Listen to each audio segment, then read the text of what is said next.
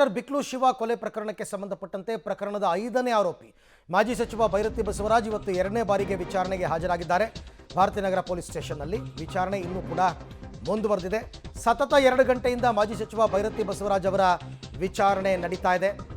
ಪ್ರಕರಣದ A1 ಅಂದರೆ ಮೊದಲ ಆರೋಪಿ ಜಗ್ಗನ ನಂಟಿನ ಬಗ್ಗೆ, ಆಮೇಲೆ ಕೋಲಾರದ ಸುಪಾರಿ ಕಿಲ್ಲರ್ಸ್ ಜೊತೆಗಿನ ಲಿಂಕ್ ಬಗ್ಗೆ ಕೂಡ ವಿಚಾರಣೆ ಮಾಡಲಾಗ್ತಾ ಇದೆ. ಭೈರತಿ ಬಸವರಾಜ್ ಬರ್ತ್ಡೇ ಪಾರ್ಟಿಯಲ್ಲಿ ಭಾಗಿಯಾಗಿದ್ದರು ಆರೋಪಿಗಳು ಅಂತ ಹೇಳಲಾಗ್ತಾ ಇದೆ. ಅದಕ್ಕೆ ಸಂಬಂಧಪಟ್ಟ ಕೆಲವು ಫೋಟೋಸು ವಿಡಿಯೋಸು ಎಲ್ಲವೂ ಕೂಡ ರಿಲೀಸ್ ಆಗಿತ್ತು. ಬಟ್ ಭೈರತಿ ಬಸವರಾಜ್ ಮಾತ್ರ ನಂಗೆ ಇವ್ರು ಯಾರೂ ಗೊತ್ತೇ ಇಲ್ಲ ಅಂತಾರೆ. ಜಗ್ಗ ಗೊತ್ತಿಲ್ಲ, ಆ ಸುಪಾರಿ ಕಿಲ್ಲರ್ಸ್ ಗೊತ್ತಿಲ್ಲ, ಯಾರೂ ಗೊತ್ತಿಲ್ಲ ಅಂತಾರೆ. ಆದರೆ ಫೋಟೋ ವಿಡಿಯೋಗಳು ಇವರು ಕುಂಭಮೇಳಕ್ಕೆ ಹೋಗಿದ್ದು ಎಲ್ಲ ಬಂದಿದೆ. ಅದಕ್ಕೋಸ್ಕರ 2ನೇ ಬಾರಿಗೆ ಭೈರತಿ ಬಸವರಾಜ್ ಅವರಿಗೆ ನೋಟಿಸ್ ಕೊಟ್ಟು ವಿಚಾರಣೆಗೆ ಕರೆಸ್ಕೊಂಡಿದ್ದಾರೆ. ಇವತ್ತಂತೂ ವಿಚಾರಣಾಧಿಕಾರಿಗಳು ಬರೋದಕ್ಕೂ ಮೊದಲೇ ಬಂದ್ಬಿಟ್ಟಿದ್ರು ಭೈರತಿ ಬಸವರಾಜ್.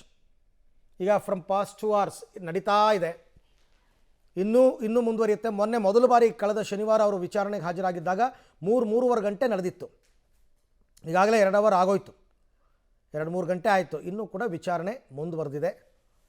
ನೋಡೋಣ ಏನೇನು ಪ್ರಶ್ನೆಗಳನ್ನು ಕೇಳಿರ್ತಾರೆ ಅಂತ. ಈ ಬಗ್ಗೆ ಮತ್ತಷ್ಟು ಮಾಹಿತಿ ನನ್ನ ಕೊಲೀಗ್ ಉಮೇಶ್ ಅವರಿಂದ ಪಡ್ಕೊತೀನಿ. ಉಮೇಶ್, ಈಗ ಇಷ್ಟು ಸುದೀರ್ಘವಾದ ವಿಚಾರಣೆ ನಡೀತಾ ಇದೆ. ಸೊ ಯಾವ್ಯಾವ ವಿಚಾರಗಳ ಬಗ್ಗೆ ಕ್ಲಾರಿಫಿಕೇಶನ್ ಪಡ್ಕೋತಾ ಇದ್ದಾರೆ ಈ ಪ್ರಕರಣದಲ್ಲಿ ಪೊಲೀಸರು ಅಂತ?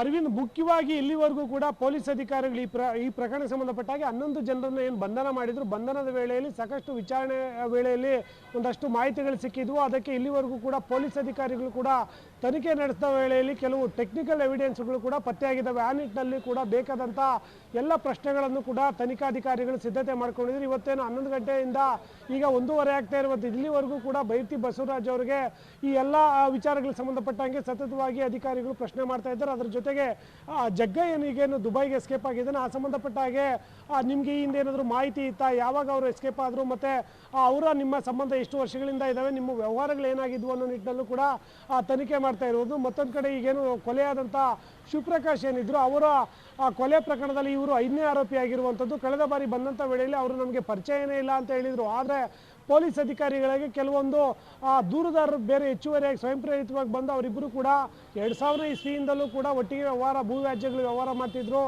ಕೆಲವೊಂದು ಲೇಔಟ್ಗಳ ವ್ಯವಹಾರ ಕೂಡ ಒಟ್ಟಿಗೆ ಮಾಡಿದ್ದಾರೆ ಅನ್ನೋದ್ರ ಬಗ್ಗೆ ಕೆಲವೊಂದು ದಾಖಲೆಗಳ ಸಮೇತ ಅವರು ಹೇಳಿಕೆಗಳು ಕೊಟ್ಟಿರುವಂಥದ್ದು. ಆ ಹೇಳಿಕೆಗಳನ್ನು ಆಧರಿಸಿ ಕೂಡ ಇವರು ಪರಿಚಯ ಇದೆ ಇಲ್ಲ ಅಂತ ಹೇಳಿದ್ರಿ. ಈಗ ನೋಡಿದ್ರೆ ನೀವಿಬ್ಬರು ಒಟ್ಟಿಗೆ ವ್ಯವಹಾರಗಳು ಶುರು ಮಾಡಿದ್ರಿ ಅನ್ನೋ ನಿಟ್ಟಲ್ಲೂ ಕೂಡ ಅಧಿಕಾರಿಗಳು ಇನ್ವೆಸ್ಟಿಗೇಷನ್ ಮಾಡ್ತಾ ಇದ್ದಾರೆ. ಒಟ್ಟಿನಲ್ಲಿ ಮತ್ತೆ ಏನು ಟೇಕಲ್ ಮೂಲದ 4 ಆರೋಪಿಗಳೇನು ಸಿಕ್ಬಿದ್ದಿದ್ರು ಅವ್ರ ಜೊತೆಗೂ ಕೂಡ ಒಂದಷ್ಟು ಫೋಟೋಗಳು ಸಿಕ್ಕಿದ್ದಾವೆ. ಅವರು ಹೇಗೆ ಪರಿಚಯ, ಯಾವ ವಿಚಾರಕ್ಕೆ ನಿಮ್ಮ ಮನೆಗೆ ಬರ್ತಾ ಇದ್ರು, ಈ ಕೊಲೆಗೆ ಸುಪಾರಿ ಕೊಟ್ಟಿರೋ ವಿಚಾರ ನಿಮಗೆ ಗೊತ್ತಿತ್ತಾ, ಅಥವಾ ಗೊತ್ತಿದ್ರೆ ಎಷ್ಟು ಅಮೌಂಟ್ ಕೊಟ್ಟಿದ್ರು ಅನ್ನೋದ್ರ ಬಗ್ಗೆ ಕೂಡ ಈಗ ಇನ್ವೆಸ್ಟಿಗೇಷನ್ ಮಾಡ್ತಾ ಇರುವಂಥದ್ದು. ಹಾಗಾಗಿ ಸದ್ಯಕ್ಕೆ ಕಳೆದ 2:30-3 ಗಂಟೆಯಿಂದಲೂ ಕೂಡ ಭೈರತಿ ಬಸವರಾಜ್ ಭಾರತೀನಗರ ಪೊಲೀಸ್ ಠಾಣೆಯಲ್ಲೇ ವಿಚಾರಣೆ ಎದುರಿಸ್ತಾ ಇದ್ದಾರೆ.